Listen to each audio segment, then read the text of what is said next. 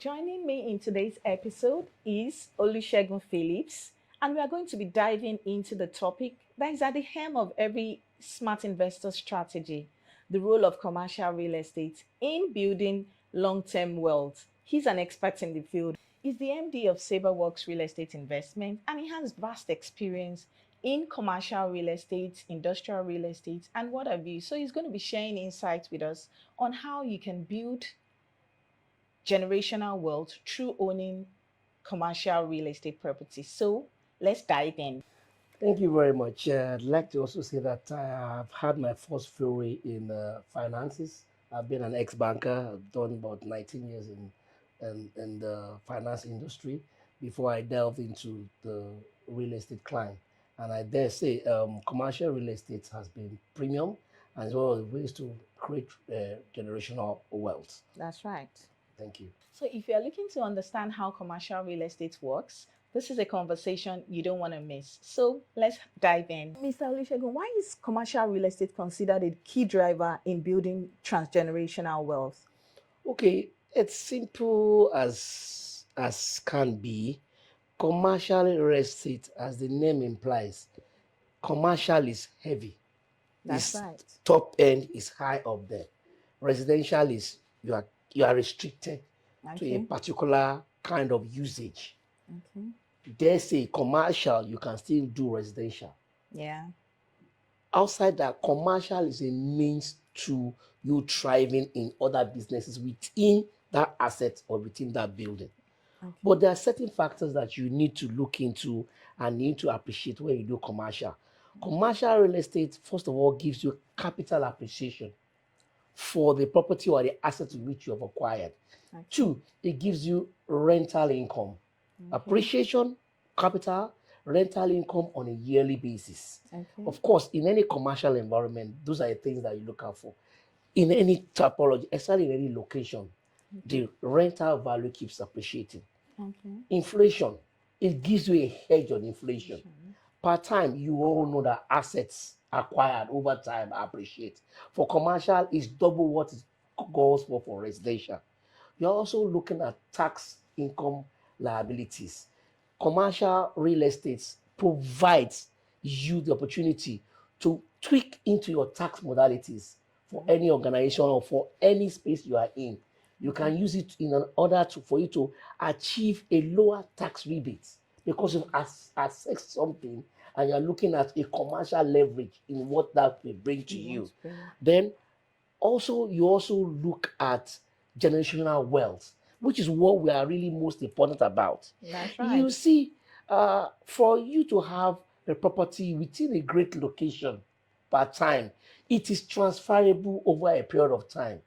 Houses can be resold for what you call retail, for what you call for livable spaces. But commercial, you can change from level to level. You can hand it over a period of time. As long as the environment in which you have it keeps improving in terms of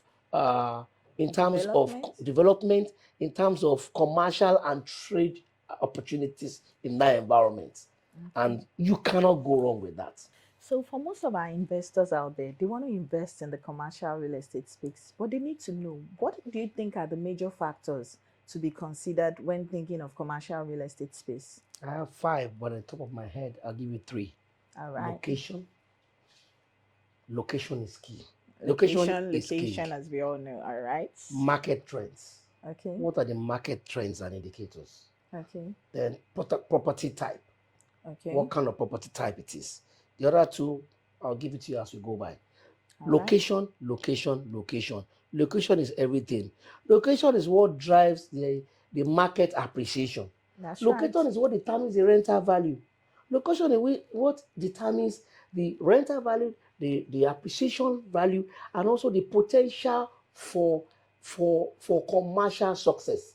Growth. How close or how far away is it from commercial and trade commerce? Okay. So location is king. For you, you need to look at a location that is prime. A location that over a period of time, you are looking at it consistently growing and yielding. Okay. So location is number one. Number two, you have the market trends. Is it a buyer's market or a seller's market? What drives that market trend? What is in it that ensures that part time you are looking at the figures, and you're looking at the data, and it's ensuring that part time you are coming home smiling as an investor. Then number three, you're looking at the prototype. What is the structure of this property you have on ground? Is it commercial retail? Is it warehouse? Is it hospitality? What division or what What's the areas focus? is it are you into? Or is it mixed use where you have hospitality, commercial, you have warehousing, you have retail? Retail in terms of mass production and sales of certain things or certain individuals or certain services. Commercial, where you have like companies and industries. Over the warehousing, where you store things. Things, Is it so? It's varied. industrial Those are and all. things that you look into that determine that this is what I have. Or is it encompassing of all three? You have people going work, live, and enjoy, Right. work, live space there. You have all of that. That's what this means. They're trying to tell you that your investment encompasses of all these three or four major things, and per time, yearly and annually, there's an appreciation for you. Thank you so much for those factors given. I'm sure with this information, we are being able to inform our investors, our viewers out there to know the factors to be considered when investing in commercial real estate. So we still have some more questions, Mr. Shegun. Okay, so how do you think investors can strategically build and structure their commercial real estate portfolio to in such a way that when they want to transfer the wealth, it can be a seamless one? That's a very, very As in, important what can question. guarantee the seamless transfer? Transfers. That's a very, very important question. Diversification, Okay. estate planning, and then estate holdings. Those Okay. are three important things that can be achieved in this situation. Let's start from diversification. Um, for example, the client is looking at ensuring that not all of his uh, investments are placed into one kind of commercial real estate. If it could be retail real estate under commercial, it could be it could be Office office spaces. spaces, it could be warehousing, it could be short lets under the commercial aspects. If you diversify, you you spread the risks, you mitigate your risks per time, so that there are times in the economy some kind of business or trade might not boom. Boom.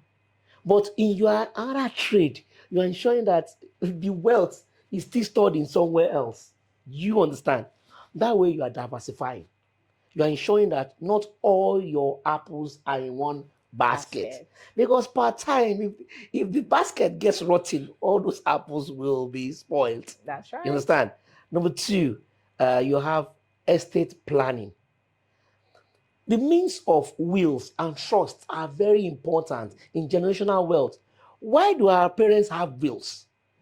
Why do rich people have trusts? Over a period of time, you get your legal people to ensure that your properties, your assets are under structured wills and trusts. It can be passed down from one generation to another generation. Number three, you have holding structures where you have the use of REITs, real estate investment trust funds. You have special trust drives for your for family and for your next generation. You prepare ahead. Those are the kind of channels or the kind of modules that help you conserve your wealth. Where at the end of the year, those experts, those specialists ensure that part time your wealth is working for you, either commercial wise in terms of capital appreciation or in terms of rental value. The interest feeds into what you do, and over time, it creates a transgenerational wealth output. The last one, which is also very common in our climb here, is long-term lease agreements. Instead of doing a 1 year rental fee, you get people who do like 4, 5, 6, 10 year rental, and then that appreciates for you, gets into your pocket for you to invest, and it also is an inflow for the next generation and the next generation also after is the simplest one, but then again it just scratches it's just something that you've not scratched the entire body, you are just putting nip on the board. So these are things that will help you ensure that your commercial real estate space provides you transgenerational wealth. And it makes this seamless one. Thank you so Thank much. you. I mean, of all the ones you mentioned, what really caught my attention, which is our forte, is the shortlets, because I love the per second billing. I love the fact that investors can invest and then, they get Wow. to earn money on a daily basis. Oh He has yes. talked about the warehouse. It's exciting when you see alerts coming to I'm your phone telling part you, on a time. daily It's basis, exciting. it makes building transgenerational wealth easy peasy. Oh Thank you so yes. much. So we still have some more questions You're welcome. before Shoot. we wrap it up. I'm Yeah. excited to answer. All right. So I understand that there are so many challenges in every industry we find ourselves. But before you can talk about what the challenges are, we need to understand where you're coming from. We need to know how much of experience you have in the field. So, Mr. Phillips, I'd like to know, right? I need you to share a bit of your experience for us in the field before you take the next question, which is what are the challenges you feel people would face in acquiring commercial real estate space and how can it be mitigated? Oh, a lot of challenges, but I'll go to your first question or your partial question. How long have I been in the industry for me to have been able to be saying all of these things with so much emphasis? Well, I've been in the industry for 14 years right now. I did 16 years in banking and then 14 years in real estate so far. So my forte in the financial industry has helped me have a broader overview as to what commercial real estate entitles and what it actually means. Commercial real estate is a vehicle to wealth creation. That's right. And basically, that's where our forte is in. So, with our years of experience in 16 in banking and financial institutions and 13 in real estate, I have That's 29 I years. have a reasonable humble background in financial mitigations, financial I'm real sitting with estate the right person. portfolio management. And for us, commercial real estate is the plug for us. Thank you very Yes, much. I do see So, you're speaking to the right back to person. my All question. right. What are the challenges? What are the common challenges investors would experience and how can it be mitigated? That question is very important.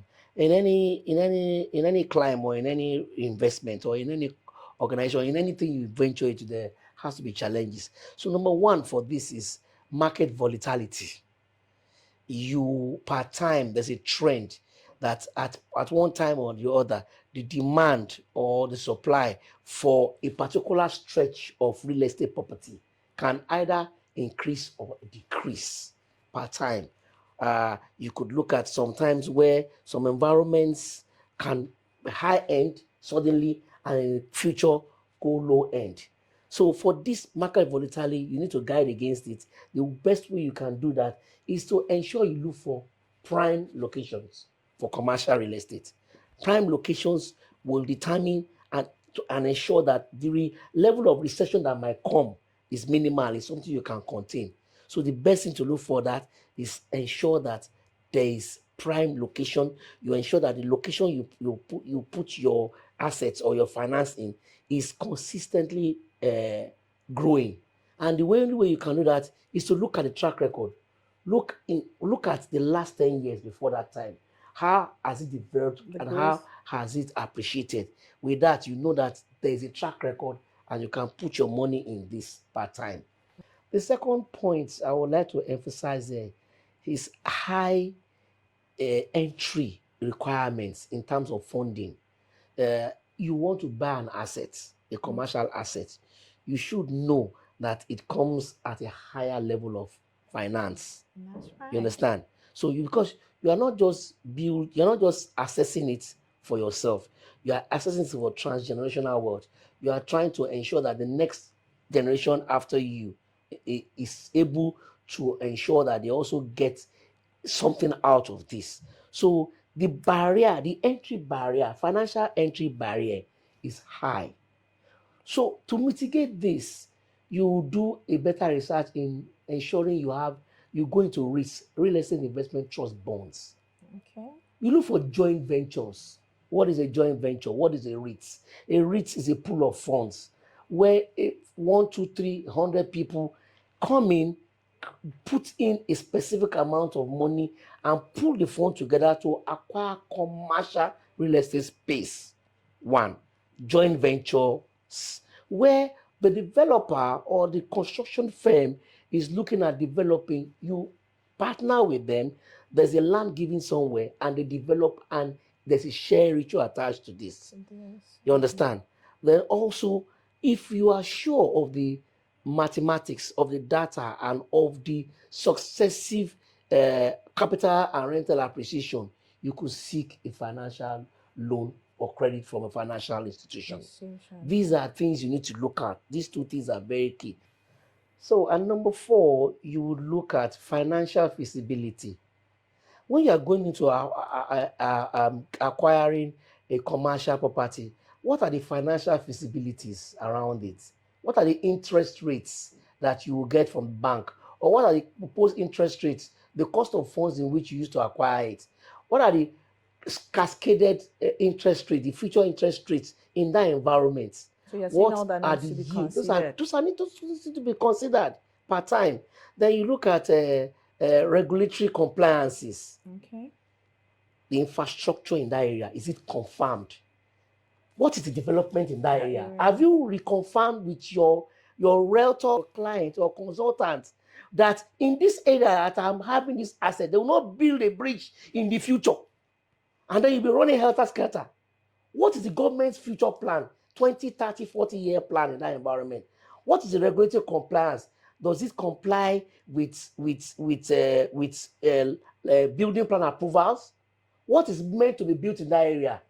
Is it specifically commercial alone? Is it mixture of commercial and residential? Is it just residential? All those All factors those need to factors be are there. considered. What is the height to which you can carry your building? Is it around an airport? Is it free from all those encumbrances? So it's actually a big deal to look at all those five factors. If you have those five factors and many more that I could share with you, but because of time, those factors are the things that endear you and guide you towards ensuring that your investment in assets is safe for the future and it can be wealth transferred into the future, which is why we are here. The other two are more or less things that you can manage and handle. Number four of that is property and facility management issues, and of course tax regulation issues. Property management issue or facility management issues are, of course, you have the property available to you. Tenants, handling tenants can be a Herculean task. Facility management, structural cleaning and environment, the area, maintaining the edifice and the structure can be very demanding. It's as simple as ABCD. Get a facility management company That's right. that you can outsource that stress off you, so that you can just at an agreed fee, they Fees. can manage your property and your asset And for make it a you seamless and one. have it seamless. And then the final one is tax and government rebates and tax issues, inflation, tax issues, basically. You have a building and an edifice. Of course, the organization, the government wants to make money. They've seen your edifices bringing in funds in and out there. They will come to you now and they will ask for Definitely. certain levies. So for us, it's as simple as outsourcing to consultants, government consultants, there are specific consultants, strong financial and real estate consultants that come in to help you do such things. At the end of the day, you are outsourcing that stress to them, and they ensure they know how to regularize and make sure that at the end of the day you come out on top. Those are the key things that we also need to look at. Thank you. Thank you so much for breaking that down, at least for our viewers. Oh Thank yes, you. So we have a final it's question. looking complicated, but actually it's not complicated. That's the way to go. The fact remains that for things like that, if you don't know your way around it, employ consultants, The right set the of right set people of so people that they to can take make you it a through. seamless one You for know, you. you know what they say in our local parlance: follow who no road. Follow who no road. That's an African proverb Yeah. everyone should go by. All right. True. All right. So for we understand that there are different kind of investors. Some focus on the residential real estate space, but for the purpose of our first time commercial investors, what strategies do you think they can adopt for success in exploring the space? Number one, start small, scale up, Start small, scale scale up. up. Look at Good. the easier, less complicated as investments you want to go into or you want to put your money into. Okay. Rental spaces, commercial rental spaces, structure warehouses. Okay. They're small. They're not too complicated. Go into those. Go into retail, and then as you go, leverage on that. That's the Okay. first thing that you can do. You just ensure that you look at that a year and 2 years, you are encouraged, you pick up the Pop. next one. Okay. Also, look at, if you've seen that starting slow, go around, look at premium environments. Just like I said, location, location, Location, location. location. Look at a premium environment, mainland island, wherever, that is selling and put those funds in there. That's what you should look at. Number two, leverage on expert advice. Look for the experts and the consultants, the legal experts, the financial experts, and also the real estate experts. These Okay. people, with their guidance, you can't go wrong. If you have funds in coupled in somewhere, go and search for those people. Those are the ones that will pinpoint you to where a reputable developer is, a reputable investor or co-partner is in. That way you can't go wrong. Because funds are key. You worked hard for your money, you've worked hard for your finance. It's now time for your finance to work for you. And that's what we all pray for. The other things we'd like to speak about is your focus on the cash flow. Focus on the cash flow. Part time, you should understand that consistently, you need to understand that cash flow is king. For any investment you put your money in, you ensure that whatever it's giving you, the cash flow is consistent part time. And then finally, due diligence. It cannot be Due diligence overemphasized. cannot be overemphasized. The legal documents before you invest, check. The tenancy conditions and agreement before you invest, check. Tick it off.